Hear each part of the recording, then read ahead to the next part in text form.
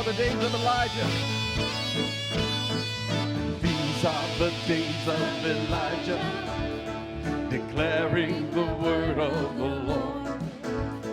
And these are the days of your servant Moses, righteousness being restored. And though these are days of great trial, of famine and darkness and sword, still we are the voice in the desert, crying, prepare ye the way of Yahweh. Behold, he comes, riding on the cloud, shining like the sun at the trumpet call. So lift your voice, it's the year of Jubilee, and out of Zion salvation comes. These are the days of Ezekiel, and these are the days of Ezekiel, the dry bones becoming as flesh. And these are the days of your servant David, rebuilding a temple of praise. And these are the days of the harvest, the fields are white in the world, and we are your laborers in your vineyard, declaring the word of Yahweh. Behold, he comes, riding on the cloud, shining like the sun at the trumpet call. So lift your voice, it's the year of Jubilee, and out of Zion salvation comes.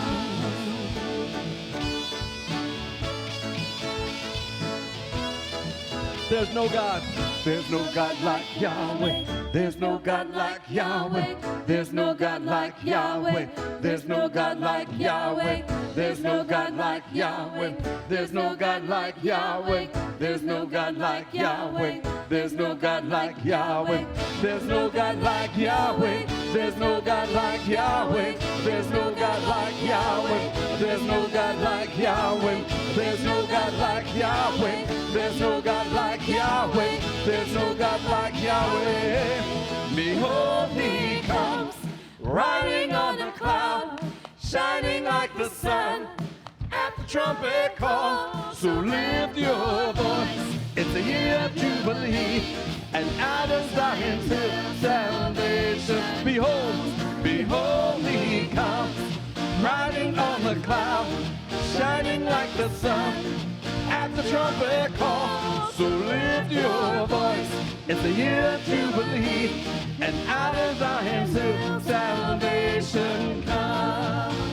Who was and who is and who is to come. Who was and who is and who is to come.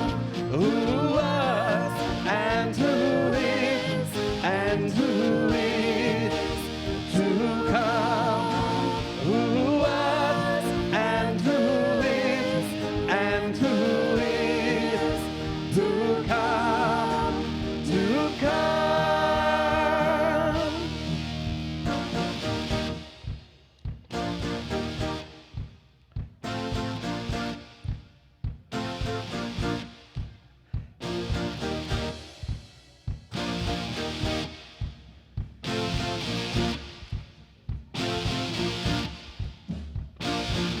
I've seen you move the mountains, and I believe I see you do it again. You made a way where there was no way, and I believe I see you do it again. I've seen you move the mountains, and I believe I see you do it again. You made a way where there was no way, and I believe I see you do it again. You made a way, you moved the mountains, and I believe I see you do it again. You made a way where there was no way, and I believe I see you do it again.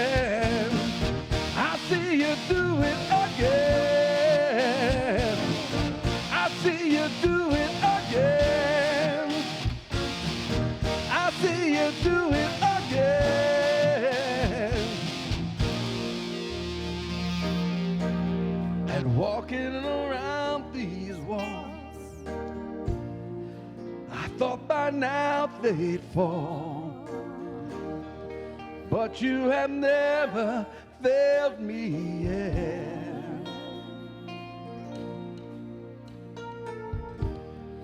Waiting for change to come, knowing the battle's won, for you have never failed me yet.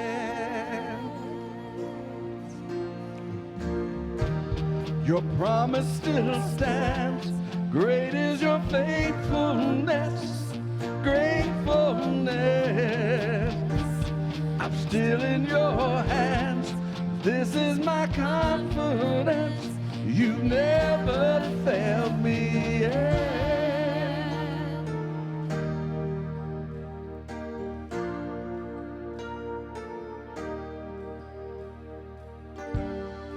I know the night won't last. Your word will come to pass. My heart will sing your praise again. Yeshua, you're still enough. Keep me within your love. My heart will sing your praise again. Your promise. Your promise still stands. Great is your faithfulness, faithfulness.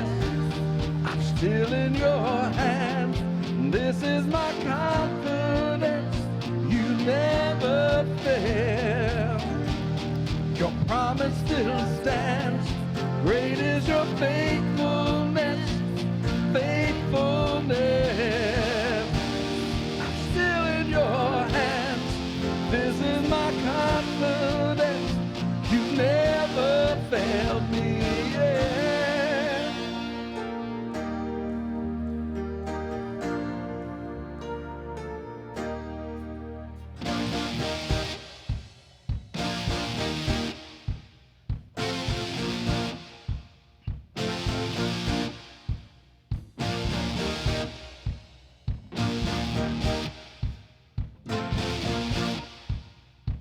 I've seen you move.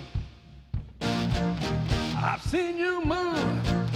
You move the mountains, and I believe I see you do it again. You made a way where there was no way, and I believe I see you do it again.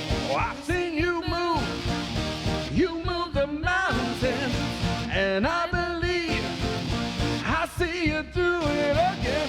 You made a way where there was no way, and I believe I see you do it again. I've seen you move.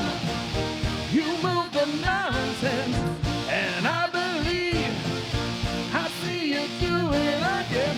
You made a way where there was no way, and I believe I see you do it again. I see you do it again.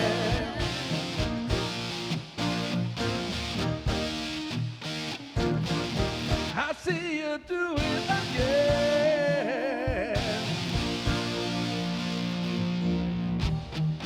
Promise still stands. Great is your faithfulness, faithfulness. I'm still in your hands. This is my confidence. You never fail. Your promise still stands. Great is your faithfulness, faithfulness. I'm still in your hands. This is my confidence. You never failed me yet.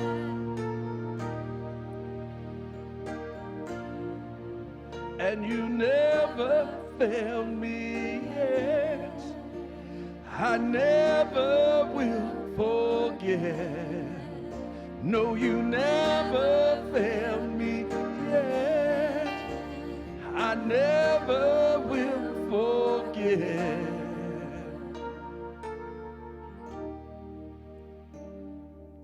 Good morning. You guys all right? While we have a moment, would you turn and find some people that you haven't said hi to? Greet them? Yeah. Michael. Say hi. Michael, can you turn Marcel down in my monitor? It's fun being back together. Michael, I need Marcel turned down in my monitor.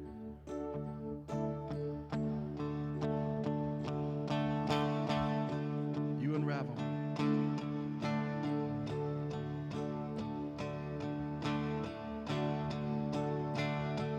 You unravel me with a melody. You surround me with a song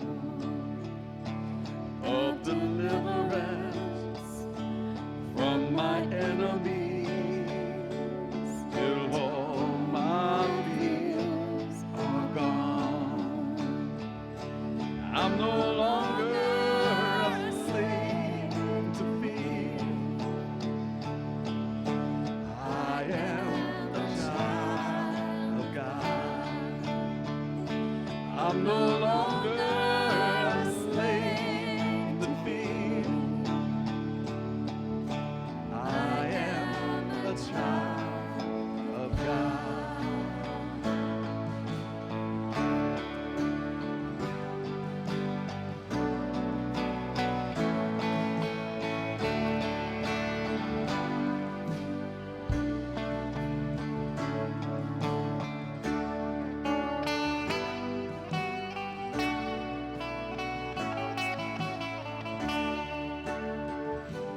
From my mother's womb, you have chosen me. Love has called my name. I've been born again into a family. Your blood flows through my veins, and I'm no longer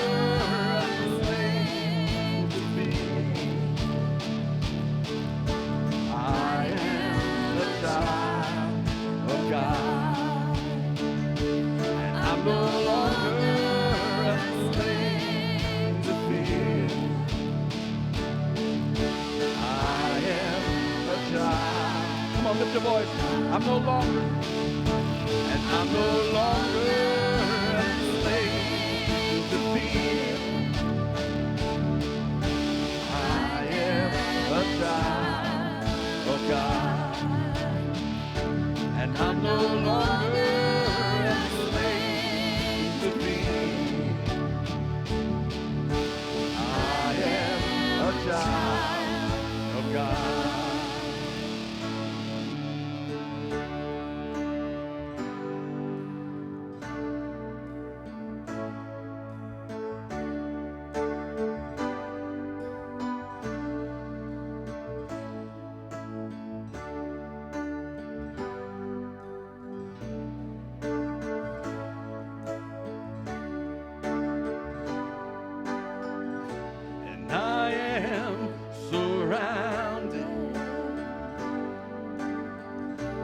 By the arms of the Father, and I am surrounded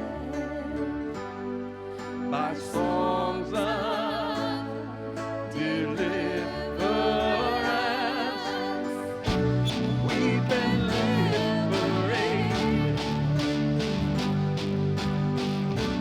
from our bondage. We're the sons and the daughters. Let us sing our freedom.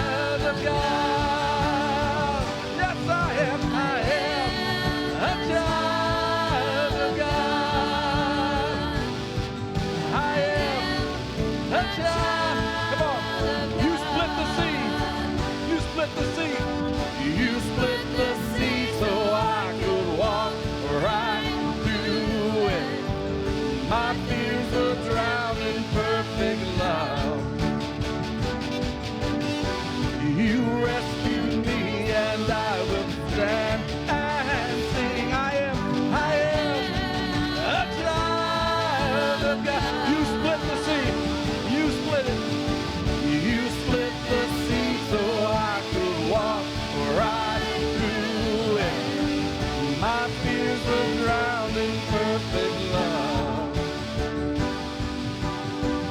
You rescued me, and I will stand and sing. I am a child of God. Yeah, I am a child of God. Yes, I am a child of God. I am a child of God.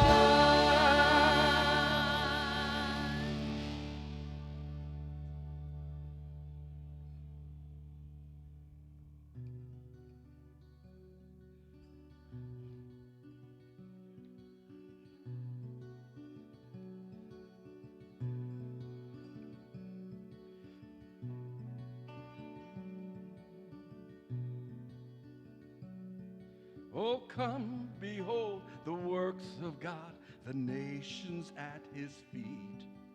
He breaks the bow and bends the spear and tells the wars to cease. O mighty one of Israel, you are on our side. We walk by faith in God who burns the chariots with fire. Lord of hosts, you're with us in the fire, with us as a shelter, with us in the storm. You will lead us through the fiercest battle. Oh, where else would we go but with the Lord of hosts?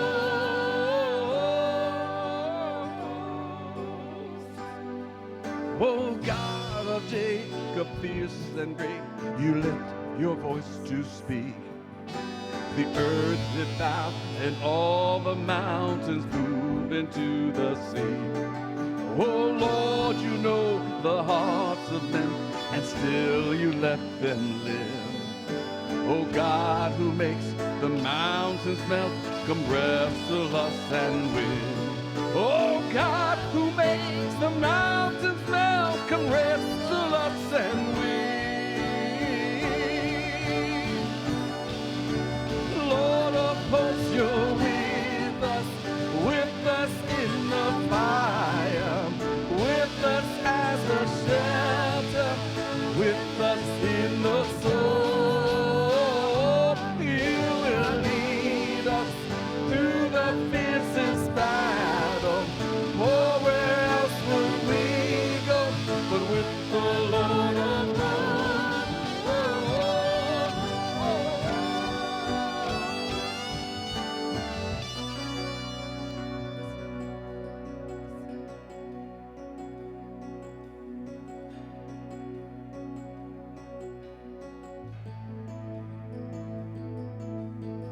Though the oceans roar, you are the Lord of all, the one who calms the wind and waves and makes my heart be still. Though the earth gives way, the mountains move into the sea, the nations rage, I know my God is in control. Though the oceans roar, you are the Lord of all, the one who calms the sea and waves and makes my heart be still. Though the earth gives way, the mountains move into the sea, the nations rage, I know my God is in control. Lord of hosts, you're with us in the fire, with us as a shelter, with us in the storm. You will lead us through the fiercest battle. Oh, where else would we go but with the Lord of hosts? Oh, you are with us in the fire, with us as a shelter, with us in the storm. You will lead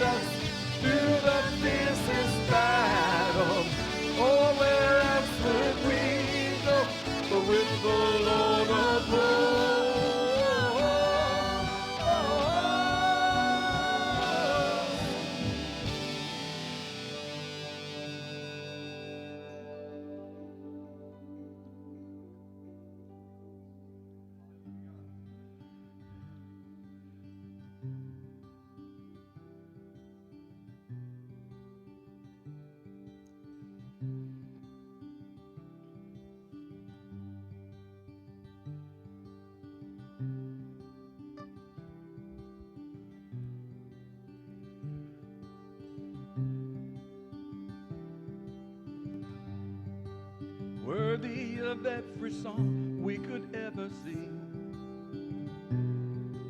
Worthy of all the praise we could ever bring. Worthy of every breath we could ever breathe. We live for you. Yeshua. Yeshua, the name above every other name. Yeshua, the only one who could ever save. Worthy of every breath we could ever breathe. We live for you. Oh, we live for you. Holy and holy, there is no one like you. There is none beside you. Open up my eyes in wonder. Show me who you are and fill me with your heart and lead me in your love to those around me.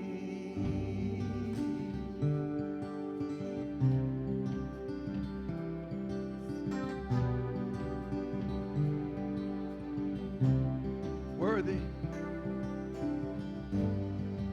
worthy of every song we could ever sing. Worthy of every praise we could ever bring. Worthy of every breath we could ever breathe. We live for you.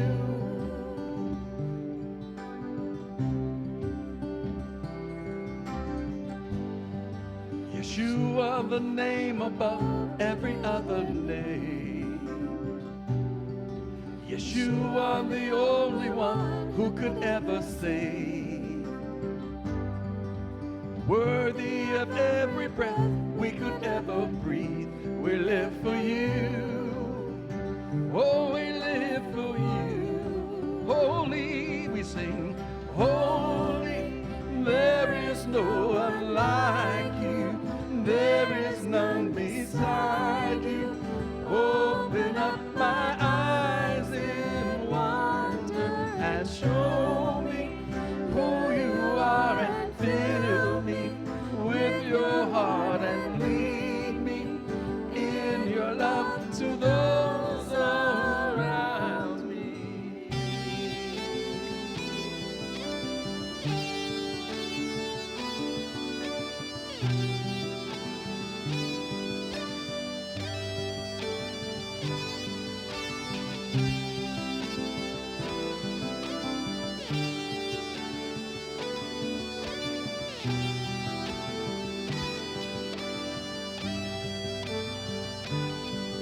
And I will build my life upon your love. It is a firm foundation that I will put my trust in you alone. And I will not be shaken, and I will build my life upon your love. It is a firm foundation that I will put my trust in you alone. And I will, holy, we sing holy, there is no one like you. There is none beside you. Open up my eyes in wonder and show me who you are and fill me with your heart and lead me in your love to those holy, holy. There is no one like you. There is none beside you. Open up my eyes and show me, and show me who you are and fill me with your heart and lead me in your love to those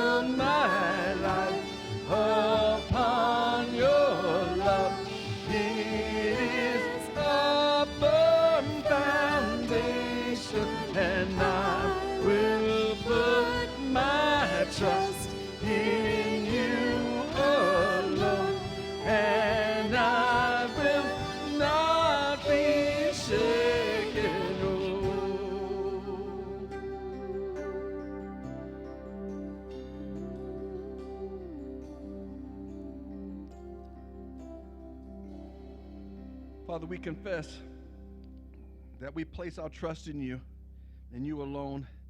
There is no other God before you, Father. I pray that you would guard your people, protect us, lead us, Father, inspire us by your Spirit. We pray all these things in Yeshua HaMashiach's name. And everyone said, Amen. But don't sit down. We want the children to come forward and receive a blessing. So adults, you can come up here with the children, and we're going to lay hands on them, and we're going to pray a blessing on them.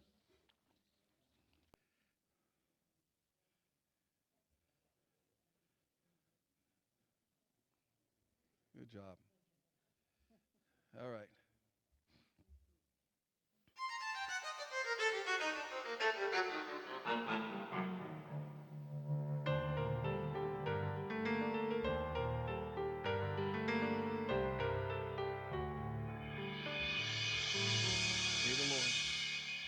May the Lord protect and defend you. May he always shield you from shame. May you come to be in Israel a shining name. May you be like Ruth and like Ephraim. May you be deserving of praise. Strengthen them, O Lord, and keep them from the danger. May God bless you and grant you long life.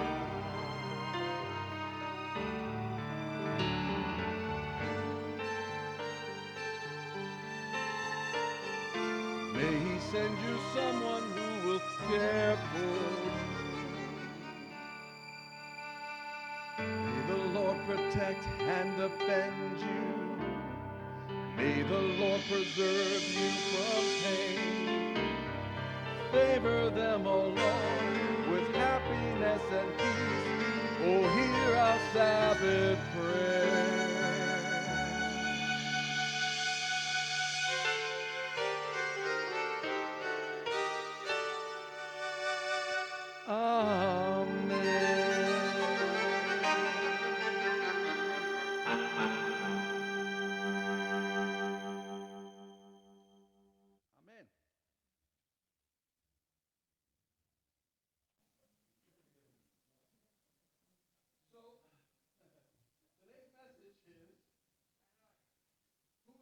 Are you on?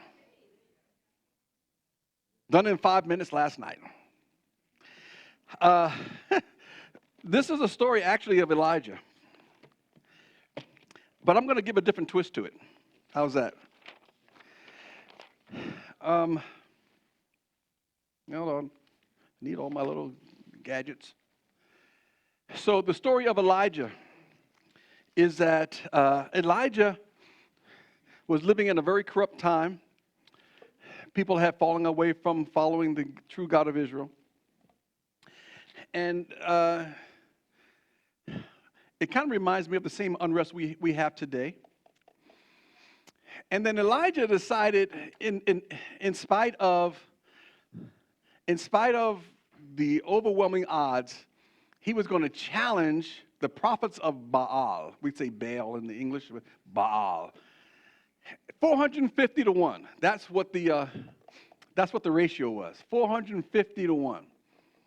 And let me tell you, if you are a conservative and you raise a conservative voice in a very liberal press, you're going to face some opposition.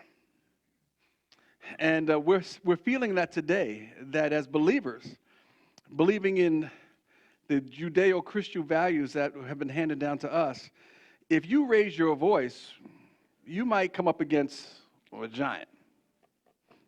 So before I get started on here, I want to give you some insight about Elijah or Eliyahu. I think Eliyahu had some insider information. Let me share some of that with you. Well, here we go. Well, first, it says, my concern is not whether God is on our side. Because a lot of times we want to think, is God on our side? If you're a football team, is God with us today as we go on the field? Is God with us? Is he on our side? And Abraham Lincoln even says, my concern is not whether or not God is on our side. My greatest concern is to be on God's side. For God is always right. I kind of like that saying. Takes me into this. When you think about the God of Israel, do you think of him being the God of fire? Have you ever considered him being the God of fire? I can tell you right now, I never did. How many of you consider the God of Israel the God of fire? One, two people. Yeah, I know you people. Okay, a couple of people know. I didn't know. I want to show you some scriptures that describe the God of Israel, and maybe you'll come up with a picture of him being this God of fire. But again, if you don't put them all together, and I'm telling you, I don't even have all of the scriptures that describe him as a God of fire, but you'll get this idea, okay, very quickly. So here, in Exodus 3, verses 1 and 2, it says, now Moshe was tending the sheep of Jethro, his father-in-law, the priest of Midian. Leading the flock to the far side of the desert, he came to the mountain of God, to Horeb. The angel of Adonai appeared to him in a fire. Remember that story? Moses, burning bush. Exodus 19, 16 through 18. On the morning of the third day, there was thunder, lightning, and a thick cloud on the mountain. Then a shofar blast sounded so loudly that all the people in the camp trembled. Moshe brought the people out of the camp to meet God. They stood near the base of the mountain. Mount Sinai was enveloped in smoke. Now, where there's smoke, because Adonai descended on it in fire.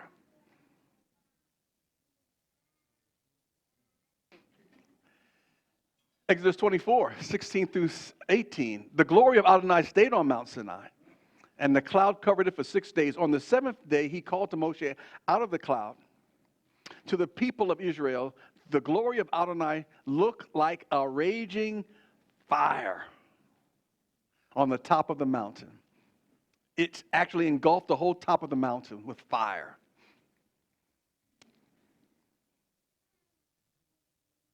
Exodus 40, verses 36 through 38. Whenever the cloud was taken up from over the tabernacle, the people of Israel continued with all their travels. But if the cloud was not taken up, then they did not travel onward until the day when it was taken up. For the cloud of Adonai was above the tabernacle during the day, and fire was in the cloud at night.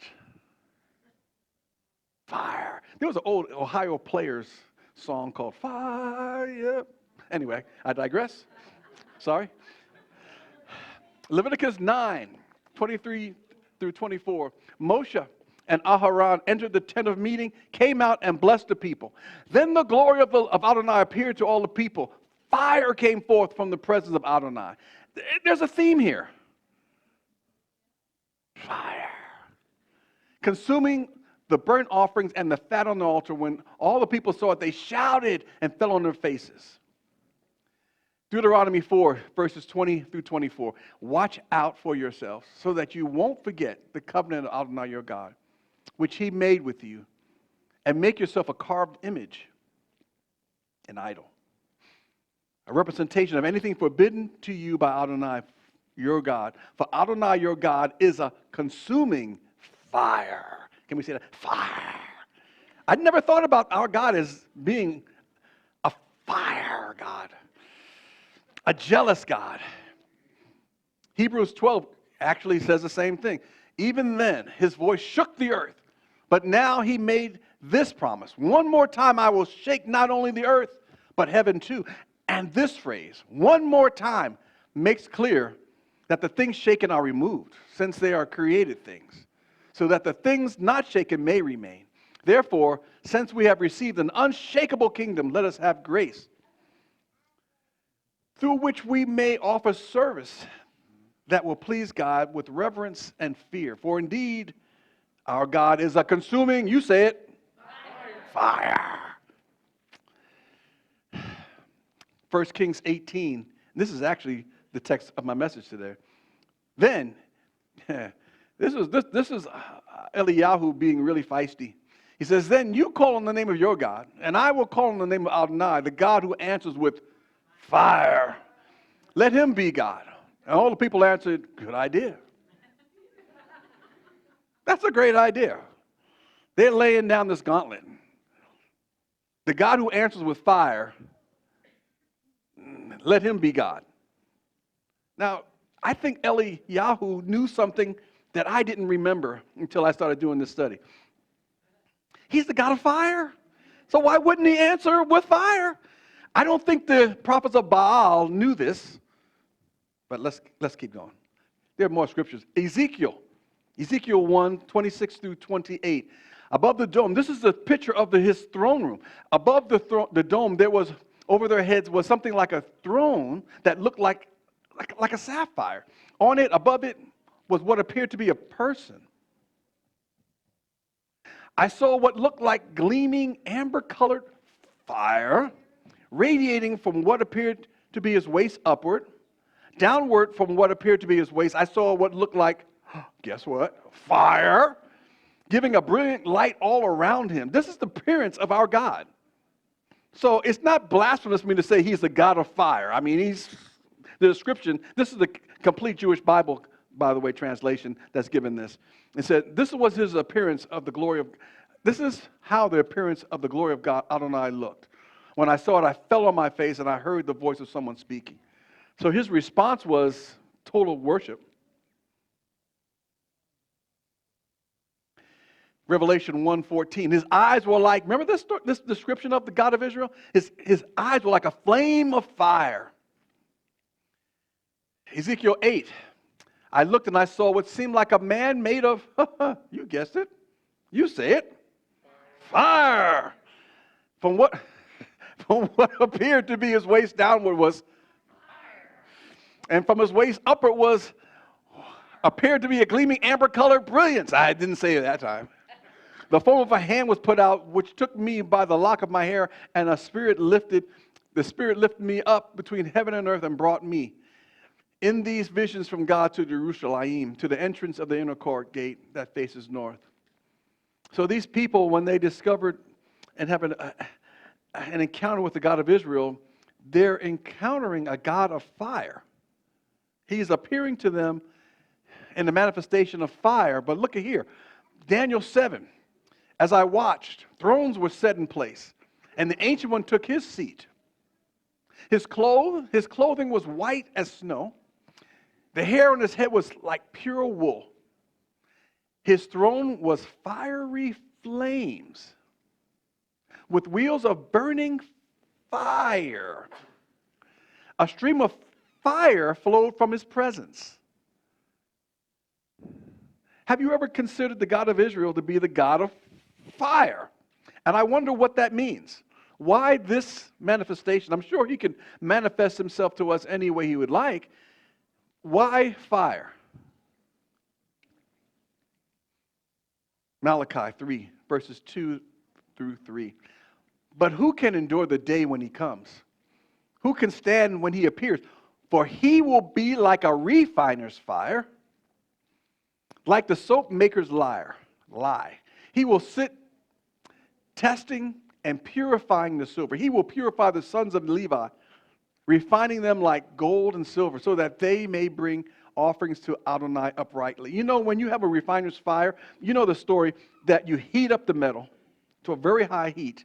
And then what happens is you have this dross on top, and then the refiner takes his hand or whatever obstacle or utensil he wants to use, not his hand, and he skims off the top all the impurities. He skims them off. And then what you have left is this pure gold or silver.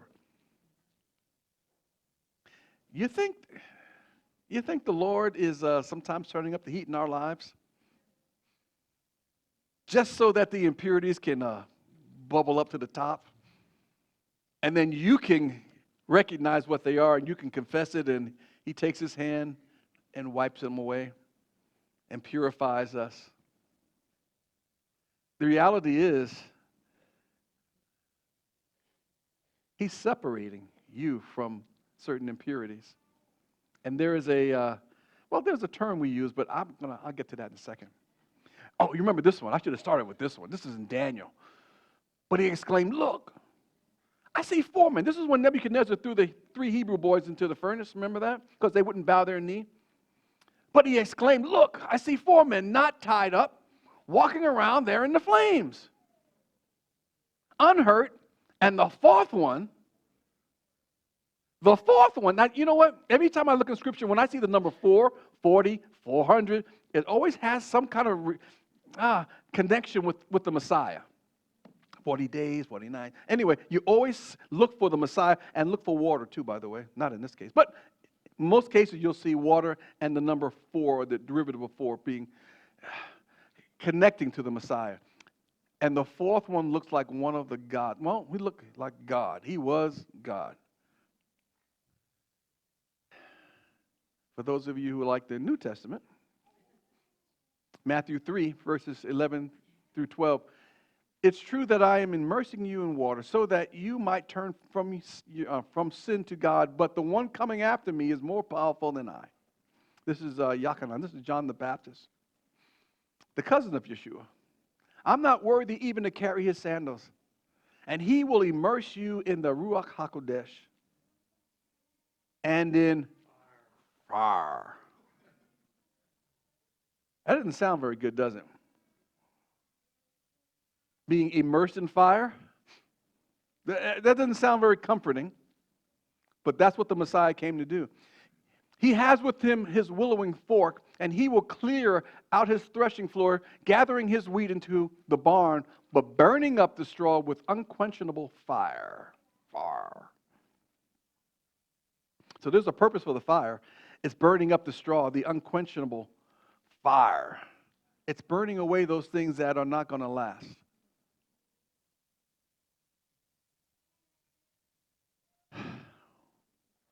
Malachi 3:3, it says, like a refiner of silver, he will purify the descendants of Levi until they are pure, unalloyed gold and silver.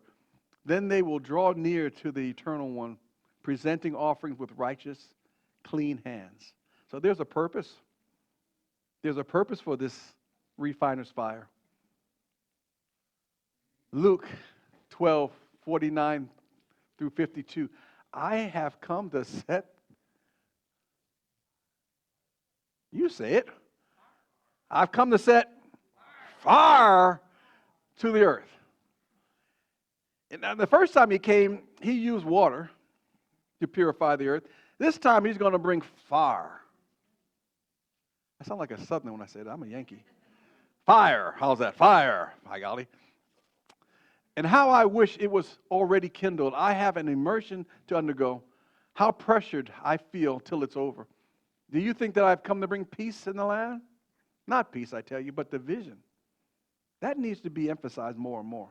People think that this Yeshua is just this sheep herder walking around with this sheep around his arms and he's just giving grace. He's the God that brings separation. He's the God that brings holiness, and he brings division. From now on, a household of 5 will be divided, 3 against 2, 2 against 3. I know many of you have already experienced this in your households, with your families, with your neighborhoods, with your in-laws. You've experienced some separation. 2 Thessalonians, and these are not even half of the scriptures I could bring out about fire. For it is justice for God to pay back trouble to those who are troubling you, and to give rest along with us to you who are being troubled, when the Lord Yeshua is revealed from heaven with his mighty angels in a fiery flame, otherwise known as fire. Then he will punish those who don't know God. That is, those who don't listen to the good news of the Lord Yeshua and obey it. That's the Shema. Fire. 2 Peter 3.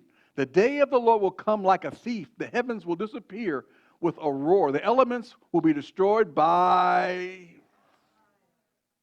and the earth and everything in it will be laid bare. That's what fire does.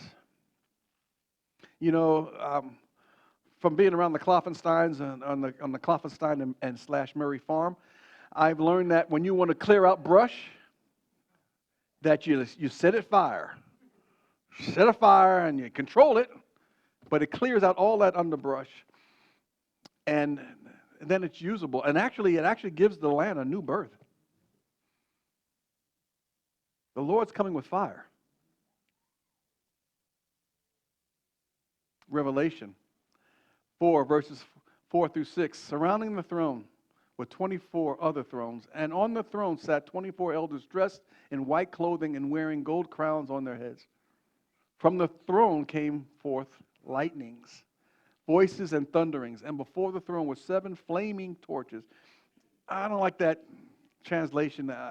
Instead of torches, I mean, you could say 7 menorahs, which were the 7-fold Spirit of God. So even in Isaiah and in Revelation, it talks about the 7 spirits of God being flames.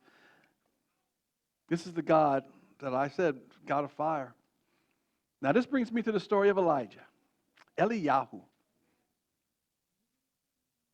Eliyahu was faced with a time when people's hearts had grown cold.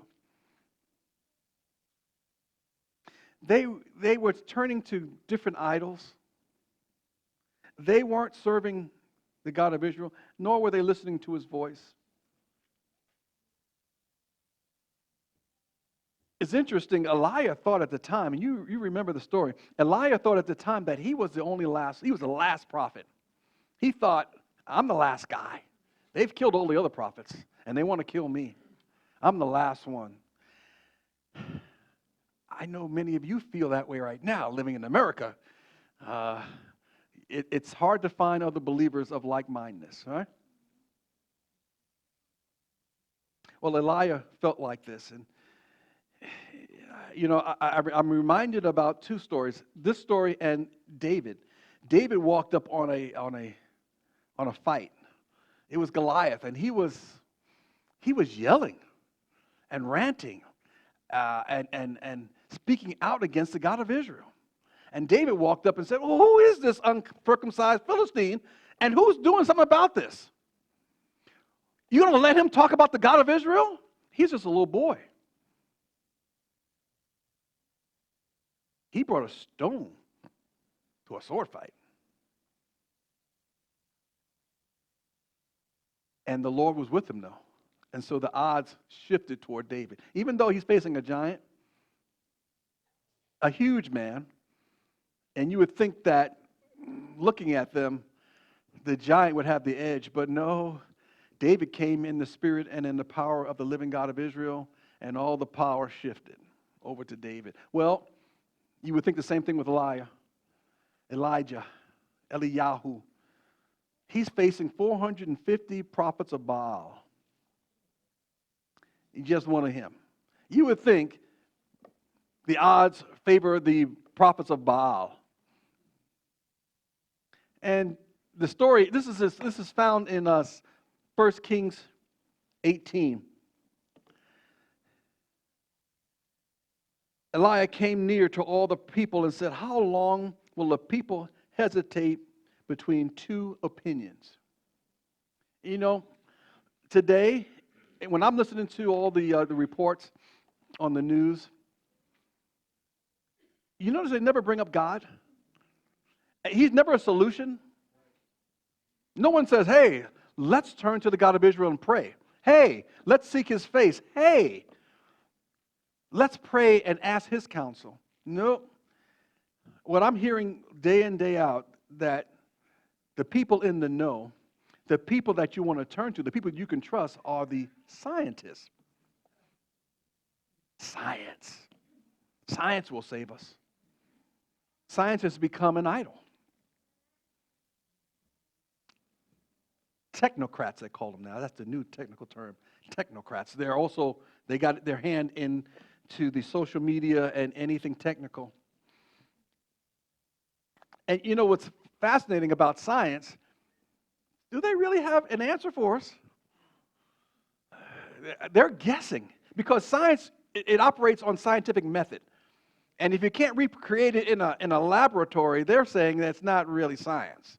Well, they haven't come up with a vaccine, And they haven't come up with a model that showed that wearing a mask actually can stop a microscopic organism from entering into your nose or your eyes.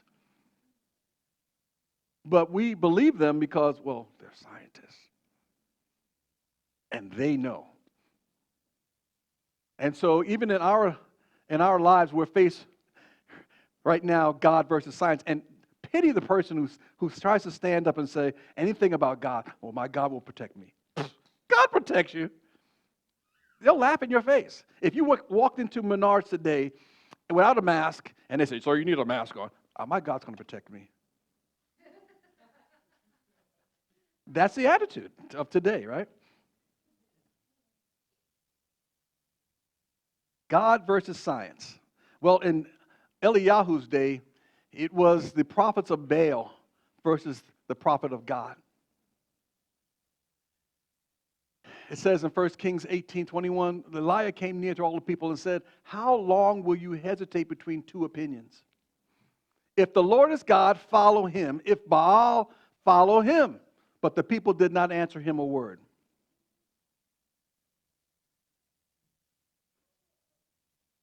So, who do we serve?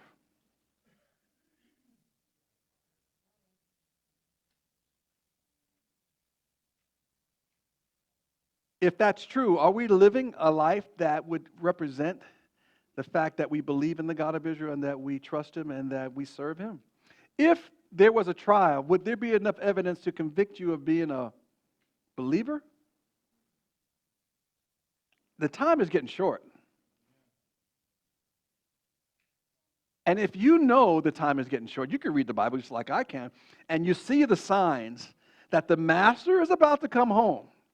Let me tell you a story real quick. Okay, I got to tell you this.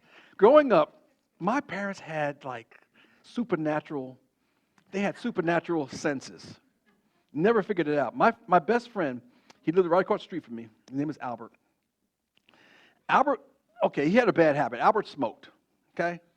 Growing up, he came from a home where they smoked, and Albert ended up smoking. Well, I wasn't supposed to have anybody in my house until my parents got home. My parents said, "Nobody's supposed to be in the house until we get home." Now, did I always obey? Of course not. Of course not. So Albert would come over. He's my best friend. My parents know him. He calls my parents dad, mom. We all love Albert. Albert would come over, but Albert, I would not allow him to smoke in my house. But Albert smelled like smoke. He had clothing on that smelled like smoke. It wasn't until last week I figured it out. My parents could smell the residual smoke on Albert's clothing that had been in their house, and then they knew. Because Albert would come over, and Albert, you got to go. They're going to be home in an hour. You got to go. So Albert would go home. My parents would come home, and we're cooking dinner, and then my father or my mother would turn to me in that very kind of Obi-Wan Kenobi kind of look, and who was at this house? Who was at the house? Yeah, who was in the house today? What do you mean, Mom? Before I could say anything, they'd give me the parent look like, who was in the house? Okay, Albert came over. Didn't I tell you? Then I get the whole, the whole thing. I didn't realize my parents had snooper noses, sloopers noses, and they could smell the residual. Well, we know that our master is coming home soon. And if that's true, and he's a refining fire, why are we still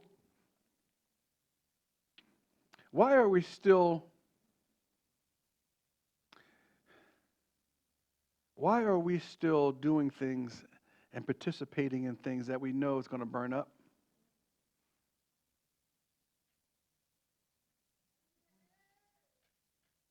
I'll come back to that.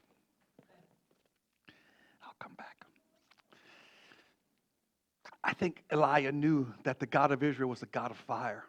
I think he had that in his hip pocket. I think he also knew that there is no other God.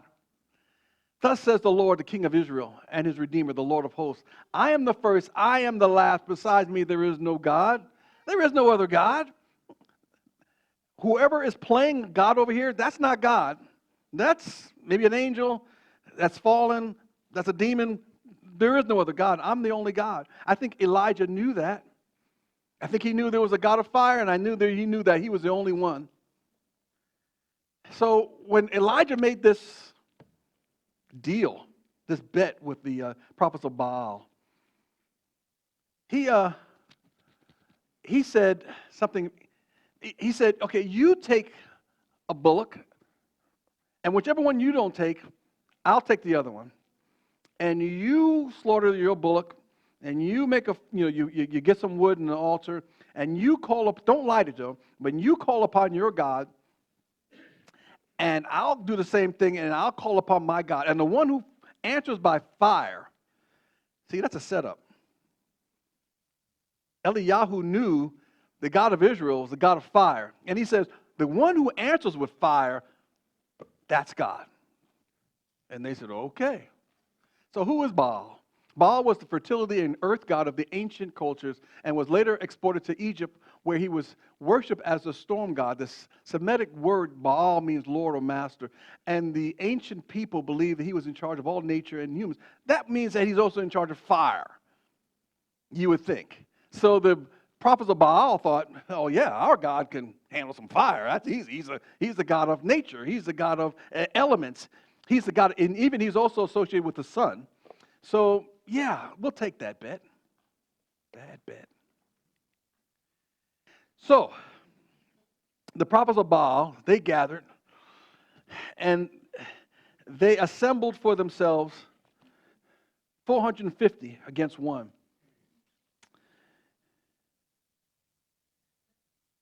It kind of reminds me of, again, what I see on the news. All these people speaking against the God of Israel. And so it says the prophets of Baal, they danced around the altar. Eliyahu said, okay, you guys go first. Don't light the fire. Let the God who answers with fire, let him light the fire. And if he does, that's the God we're going to serve. He says, go ahead and yell, dance, sing, shout. Entice your God to come answer with fire. So the prophets of Baal danced around the altar. They started early in the morning, like around 9. And they danced. Oh, and they danced.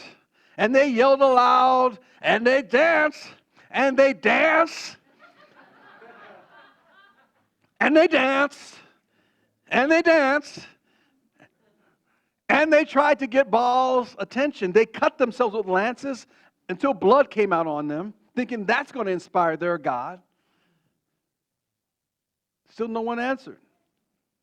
I think Eliyahu knew this. There is no other God.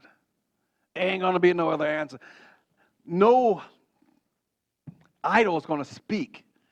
They don't have a soul. They don't have a mind. They can't speak. I think Eliyahu knew this. It says around noon, pick up this now. Around noon, Eliyahu began ridiculing them. I like this guy already. He said, shout louder. After all, he's God, isn't he? Maybe he's daydreaming. Oh, he's really putting it to him. Or maybe he's on the potty. Going to, number 2. Or he's away. I mean, so this is what really he's saying to them. He's on the potty. He's on the potty. Or maybe he's away on a trip. Maybe he's asleep. And you have to wake him. Oh, he's ridiculing them. He's giving it to him. One man against 450. He was feeling good about himself. He's watching with delight. These 450 men. Again, think about it. From around 9 o'clock in the morning, it's going to get around to noon and then around to 3 o'clock in the afternoon.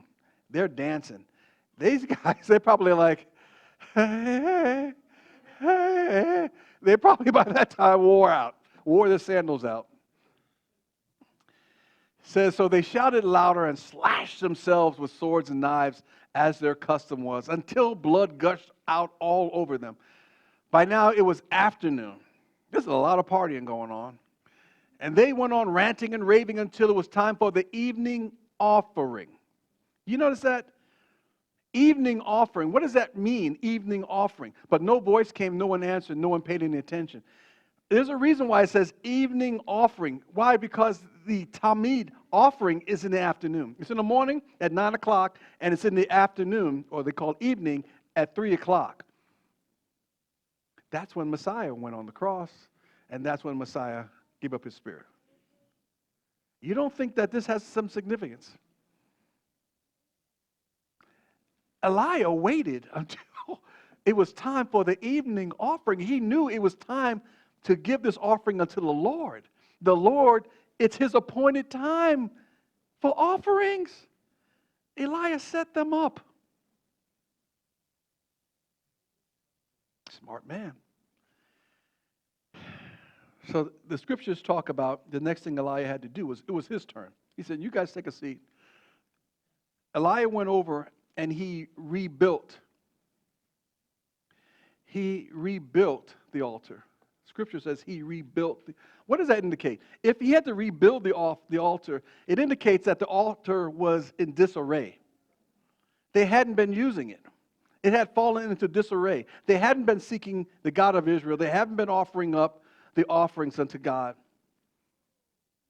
They were expecting the God of Israel to bless them, to heal them, to bring miracles, to provide food, but they weren't engaging with him. It was a form of love, a form of religiosity. Eliyahu had to rebuild the altar. He used 6 stones. No, he used 12 stones. 1 stone for each tribe of Israel. 12 stones, 12 tribes of Israel.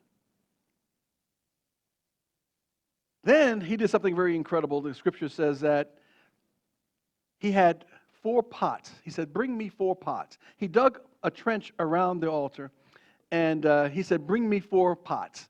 And so they fetched 4 pots full of water. So he took the ox, put it on the wood. He cut it up, put it on the wood, put the wood on the stones, put the stones on the ground. And then he told them to pour 4 pots of water on the altar. Now, if you're going to start a fire, you don't use water. It's not something that's going to help your fire. So the men came in with 4 pots. And when they finished pouring 4 pots, he said, do it again. So now that's 8 pots. And when they got done with the next 4, he said, do it again. 4 times 3 is 12. Oh, so again, 12 stones, 12 pots of water. And then Eliyahu, he called upon the name of the God of Israel. The God of Israel who was waiting for the Talmud offering, the afternoon offering. And Eliyahu offered up an offering unto the God of Israel and asked him to answer. And the God of Israel answered. Oh, he answered. He answered in such a way that fire came down from heaven. It lapped up the sacrifice. It lapped up the water. It lapped up the wood. It lapped up the stones. And it even says it lapped up the dust that the stones were sitting on. Oh, the God of Israel, he answered.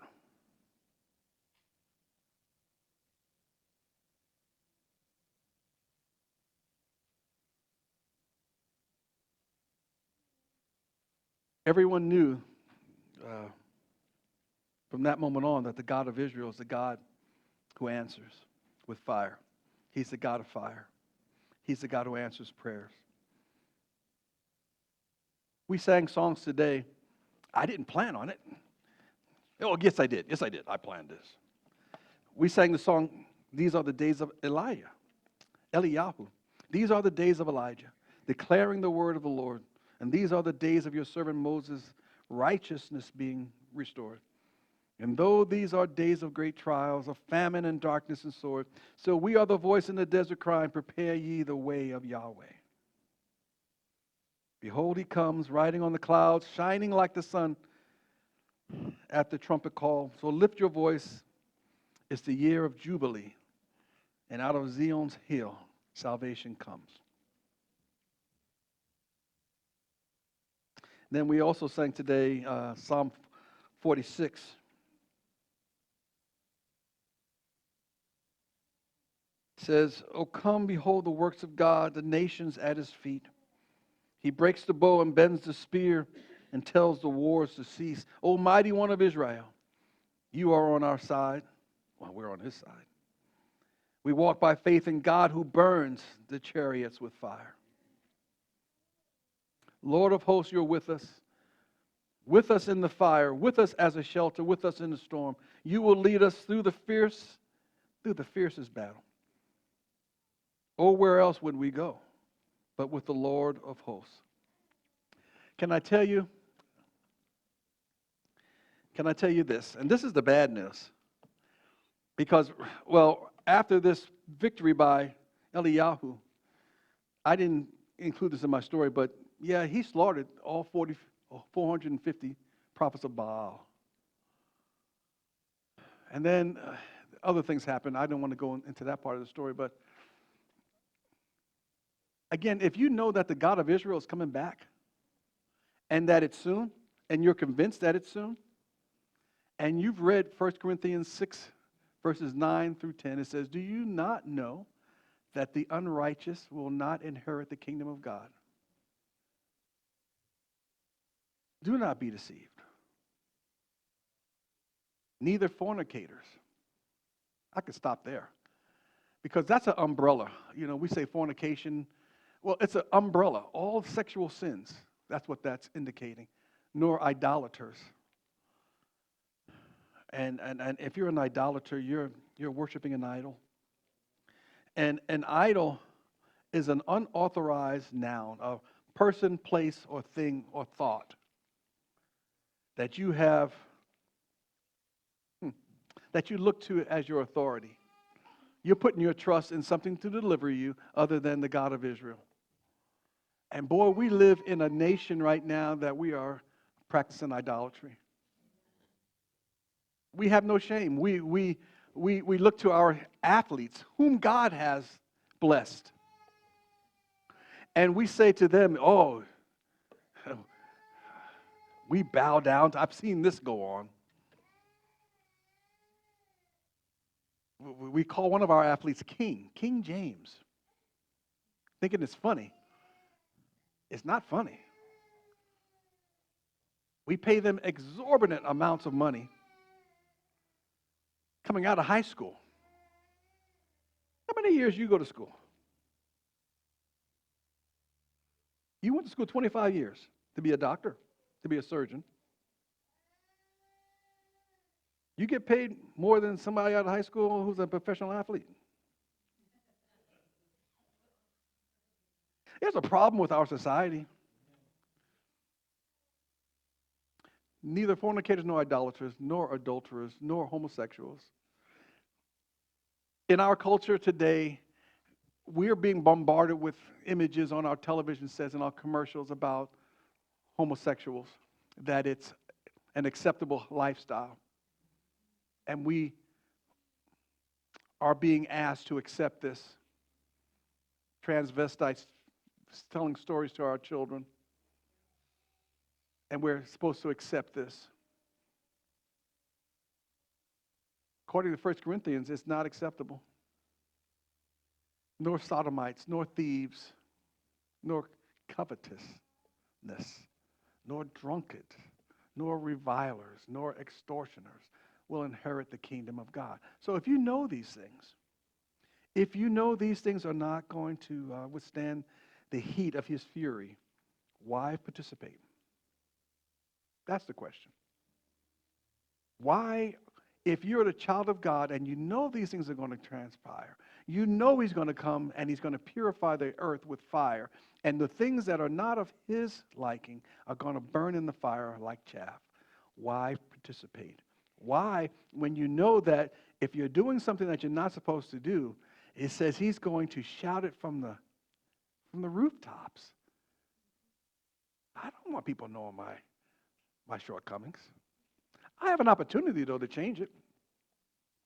I have an opportunity to walk the way he would have me walk.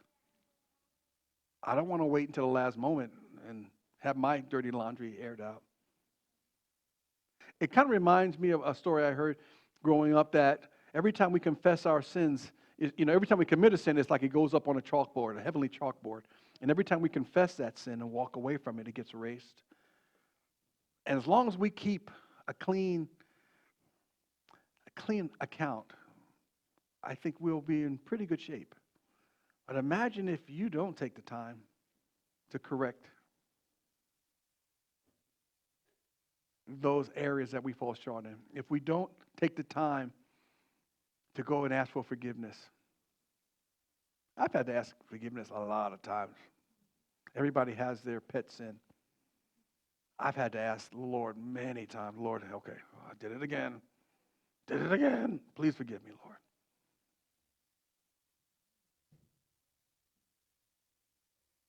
The Lord's coming back.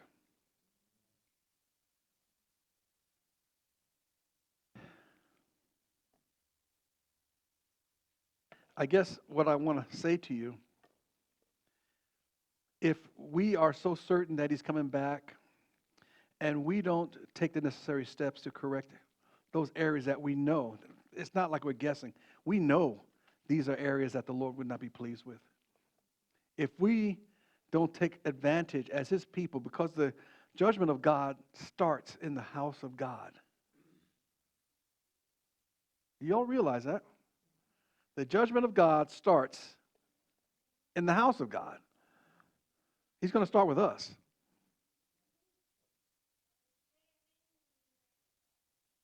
And it's better to fall upon the rock than to have the rock fall upon us.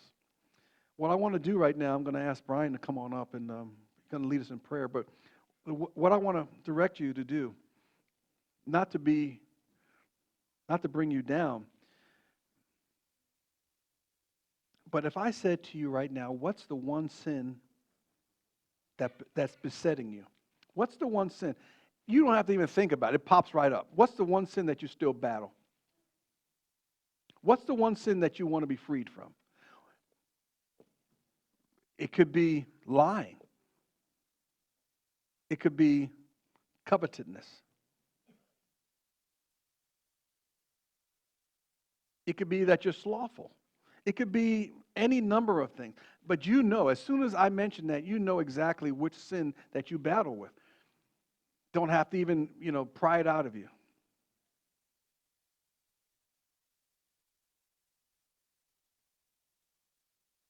I want to take some time just to pray and ask the Lord, seek his face and ask for forgiveness. Ask him to forgive the sin of idolatry. And just because a certain sin is not listed in the scriptures, just because it says, thou shalt not inhale smoke from cigarettes, it doesn't mean that it's good for you. Just because it doesn't say, thou shalt not inject heroin into thy vein, just because it doesn't say that doesn't mean that you should. And I think you know which things beset you. Can we take some time right now, just as the body of Christ, ask the Lord to remove the pleasure of sin? Because if it wasn't pleasurable, you wouldn't do it.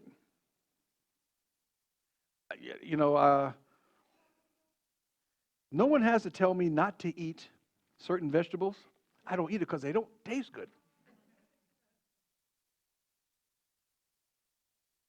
And there are certain sins that I don't like because they don't feel good and they don't satisfy me. And there are certain things that, again, that I don't have to even name it for you to know exactly the things that we're speaking of. So right now, would you just take the time, just wherever you are, if you want to come up here and kneel, if that's important to you, then you can come up here and kneel.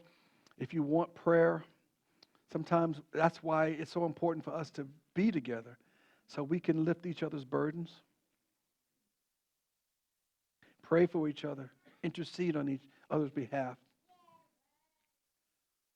But right now, can we be the body of Christ? Can we I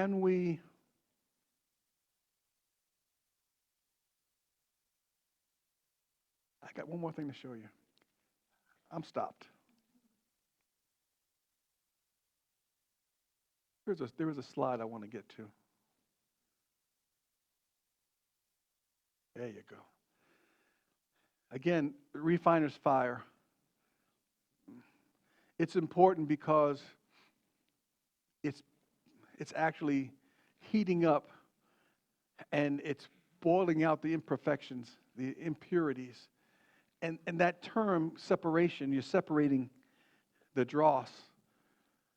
It's called separation, but in our language it's called being holy.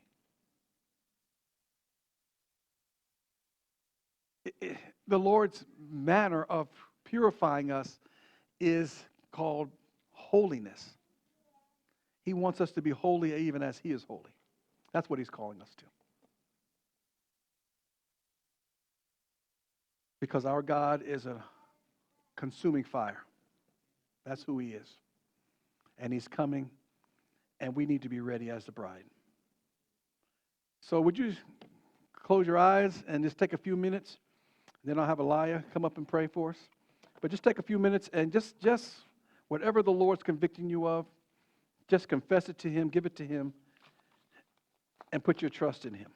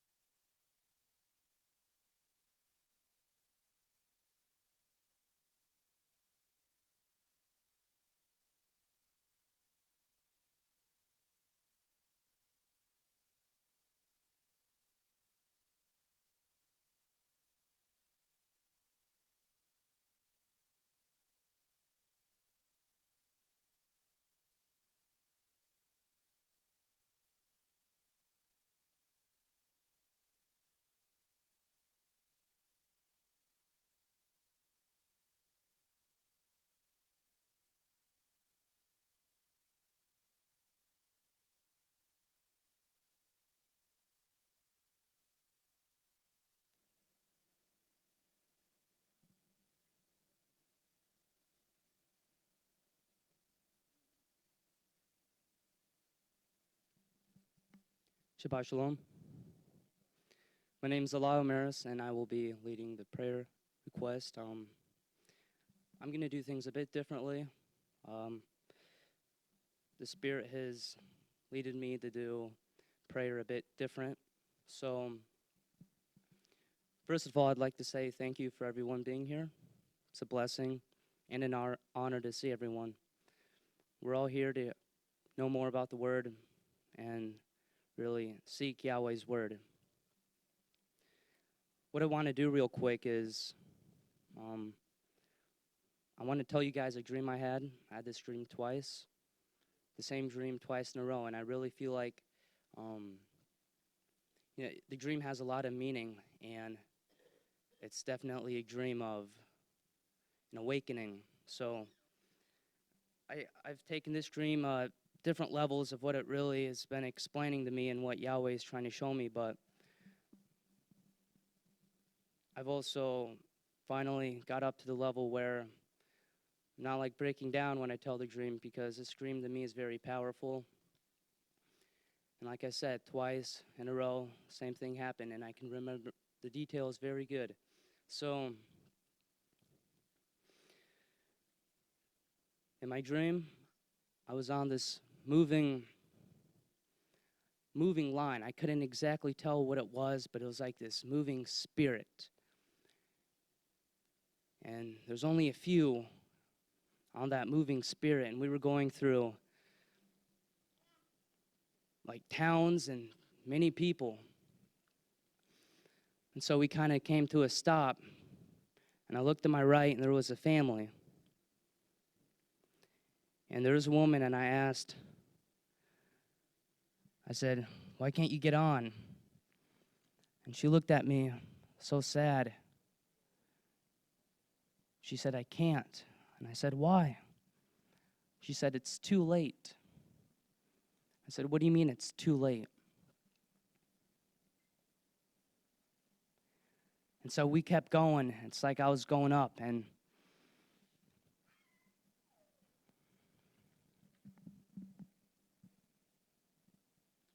you know, my heart, it goes out to the unbelievers. It really does, because I want to see everyone go into eternal life.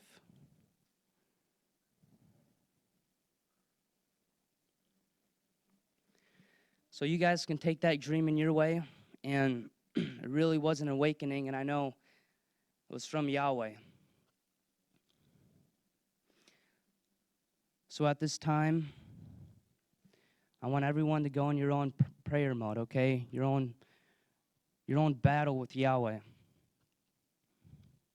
And sometimes it's really good to be Spirit-led and just flow with the Spirit. You know, I really like what Victor was saying about, you know, there's a band he was talking about that they play, you know, by the Spirit, and I like that. I really do.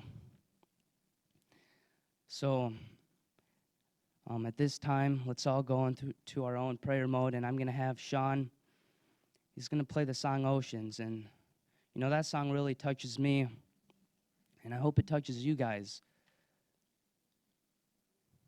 because this world is a battle, and there's so many battles, spiritual battles that are out there, and everyone has your own spiritual battle armor, you know.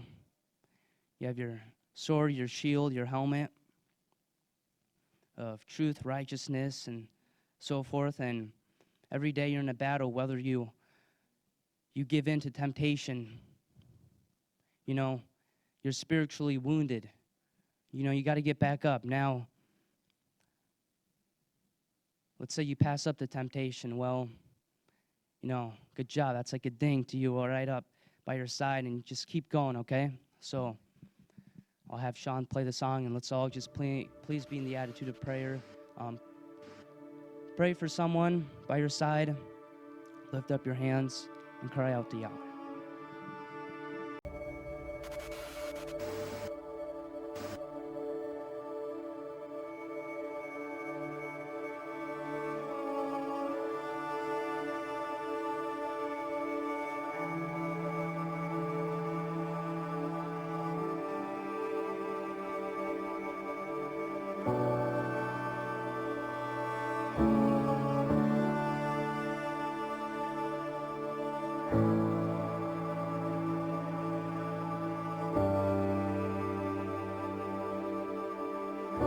You call me out upon the waters, the great unknown, where feet may fail.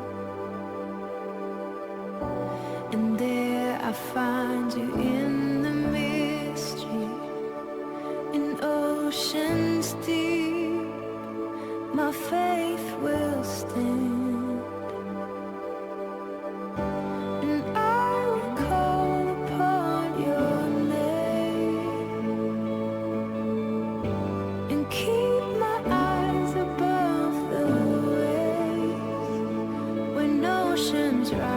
Soul rest in your embrace, for I am yours.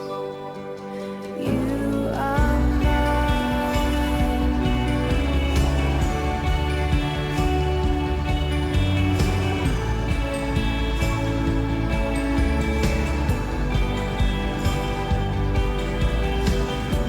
Your grace abounds in deepest waters.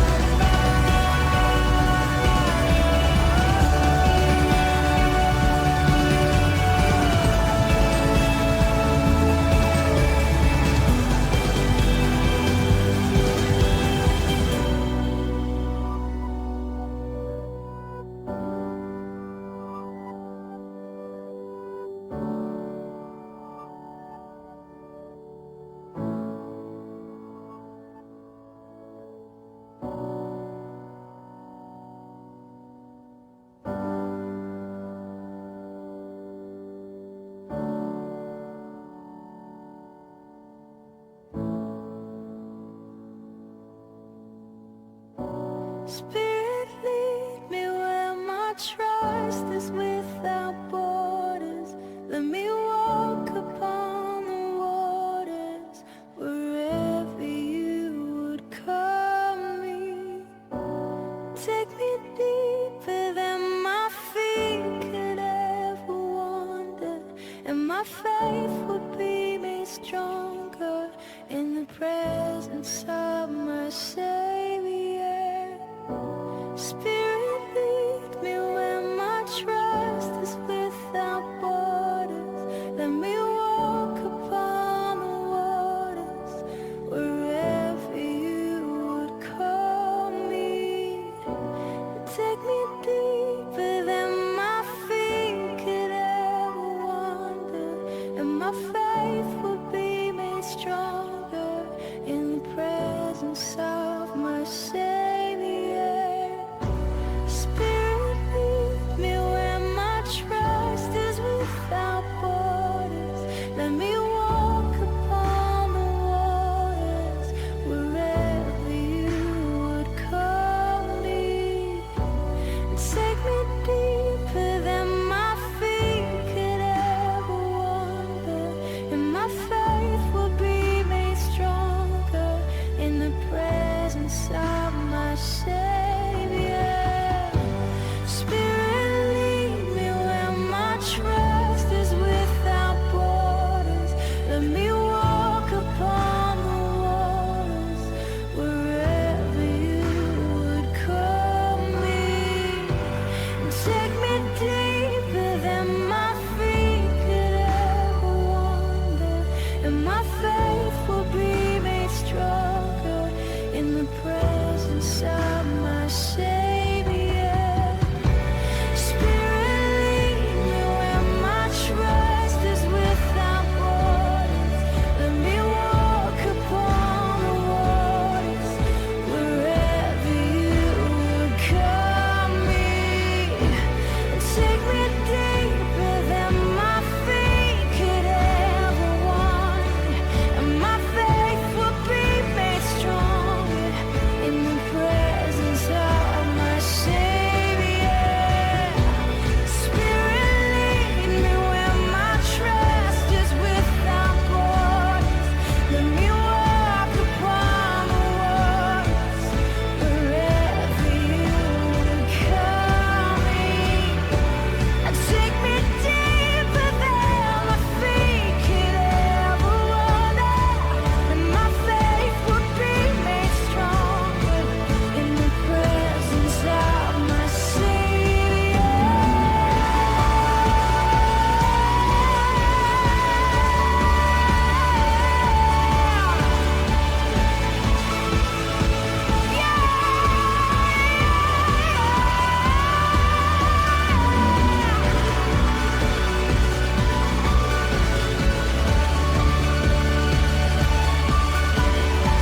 Oh Jesus, my God, I will call upon your name. Keep my eyes above the waves. My soul will rest in your embrace. I am yours, and you are mine.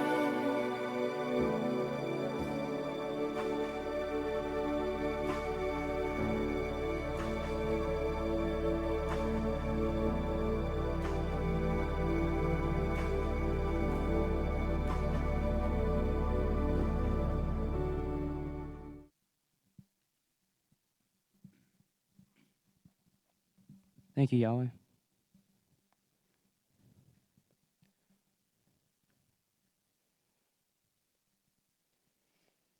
Heavenly Father, Yahweh, I thank you for everything you've given me and what you've done for us. You're a loving El, and you roar like fire.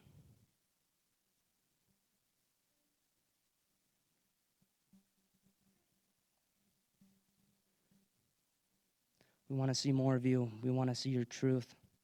We want to come close to you. We're searching you like buried treasure. Don't let the enemy tell us that we can't get close to you, because we can.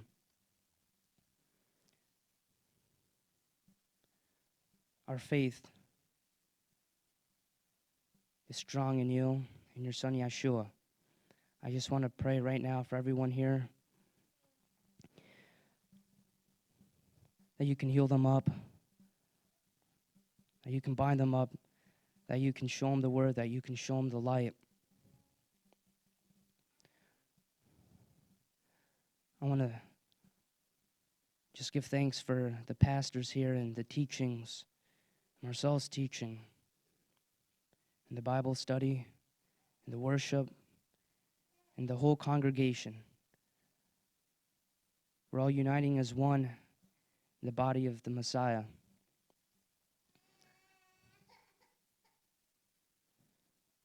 Father Yahweh, any prayers that anyone has right now, let them go up to you.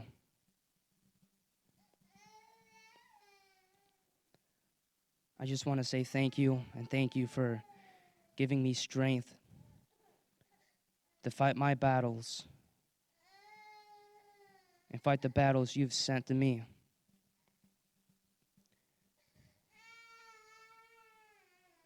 I just want to pray all these things in Yeshua's name. Hallelujah.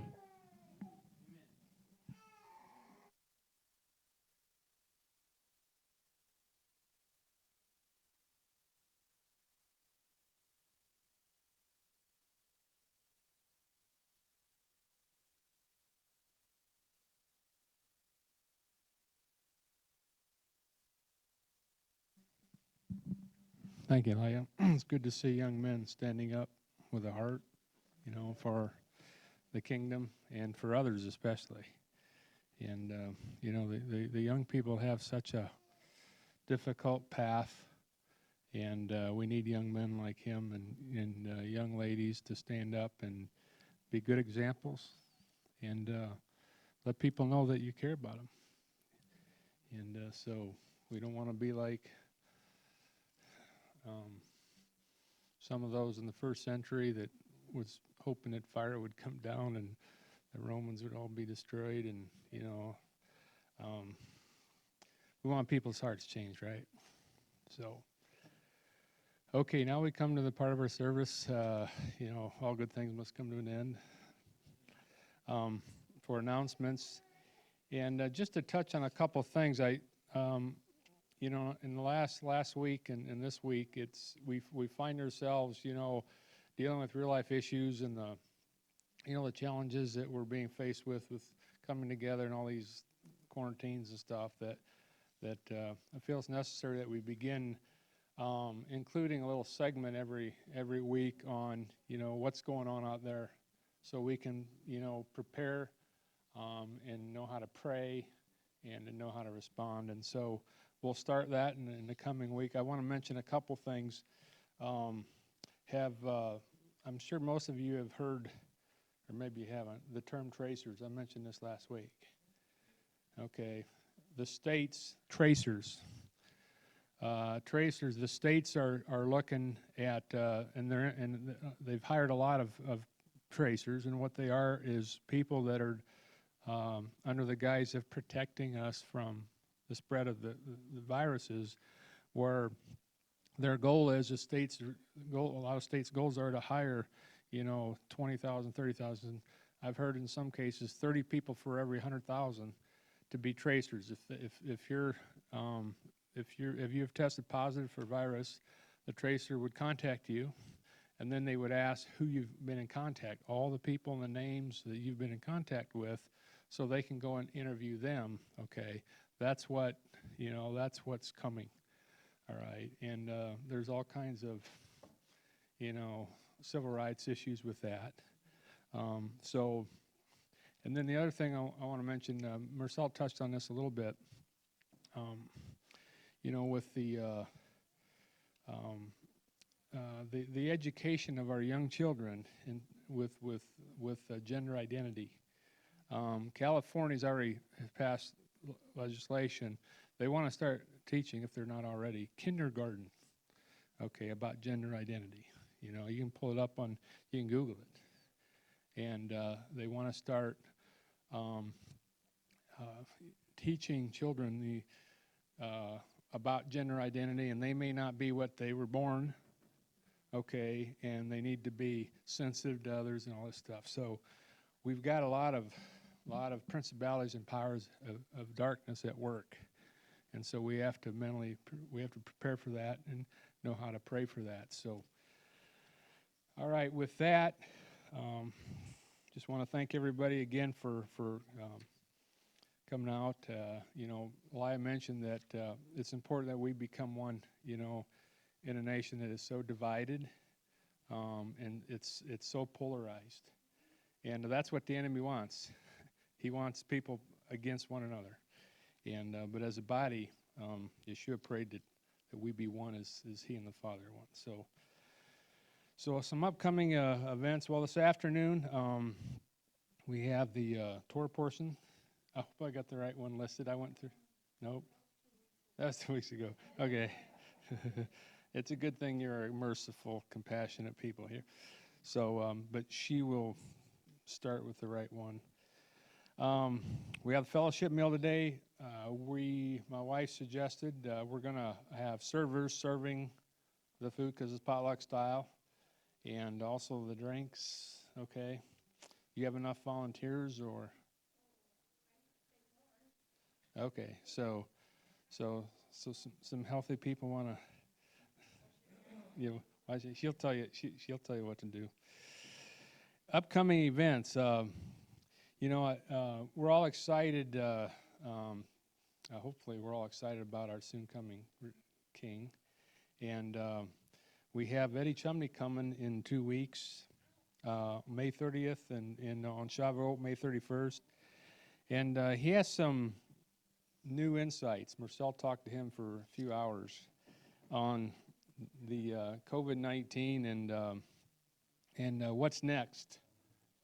And so he has some insights concerning current events and prophecy. So we're going to have 2 teaching sessions on Shabbat and 2 teaching sessions on Shavuot. Okay, so you don't want to miss that. And then the men's conference coming up that Victor's hosting. August 8th and 9th. Is there anything how do people sign up for that, Victor?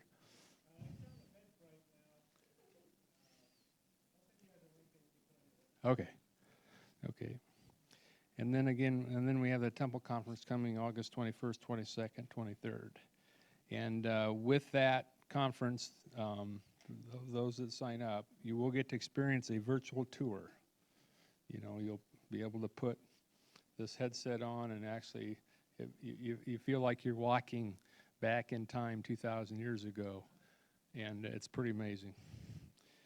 All right, so we were going to have a work day tomorrow, but the forecast says we're going to be blessed very much with rain. So at this point, we will not have a work day tomorrow. Okay. So, yes, Kim. Shavuot party. Do you want to give some details of Shavuot party?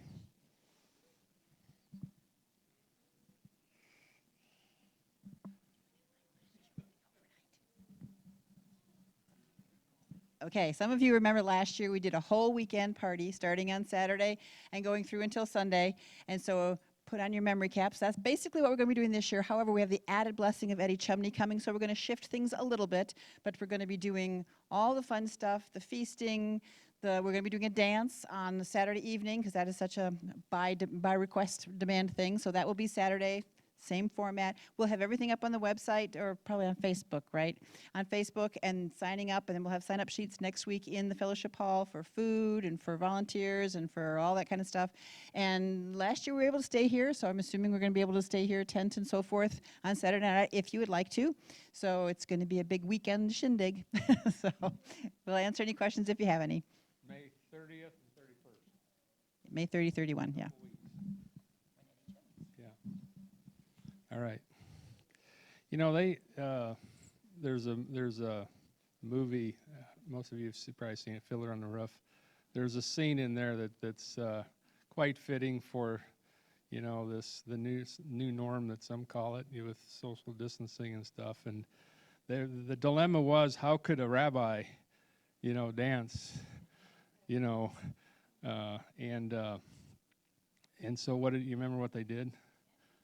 They took a handkerchief, and they were able to, each party held one end of the handkerchief, and they were able to. So we're not going to do that, but if you feel compelled, that's one way you can get up and dance. All right, I think I've covered everything. Marcel? Blessing.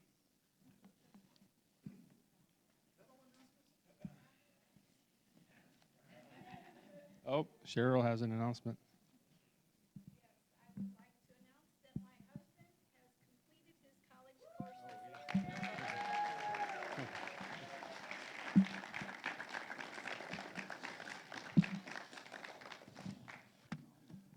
That means we'll get to talk a little bit more, right?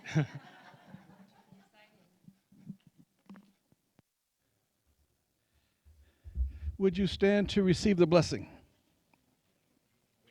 Number 6:22 through 27 says, Then the Lord spoke to Moshe, saying, Speak to Aharon and to his sons, saying, This is how you shall bless the sons of Israel. You shall say to them,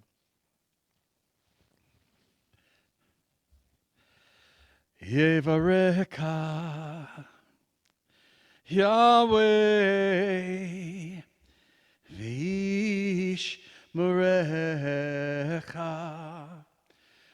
Yael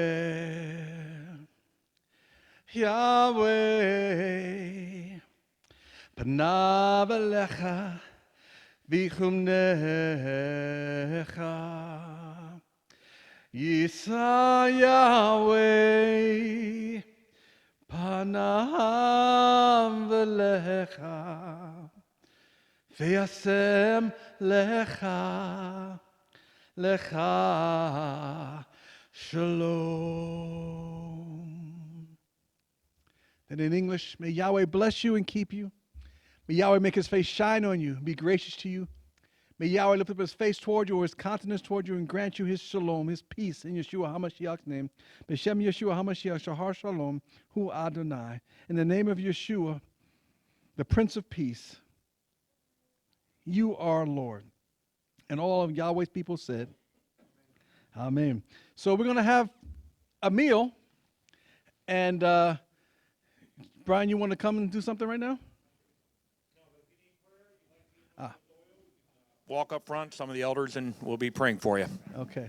So just give us a few minutes and we'll have a meal ready for you and enjoy.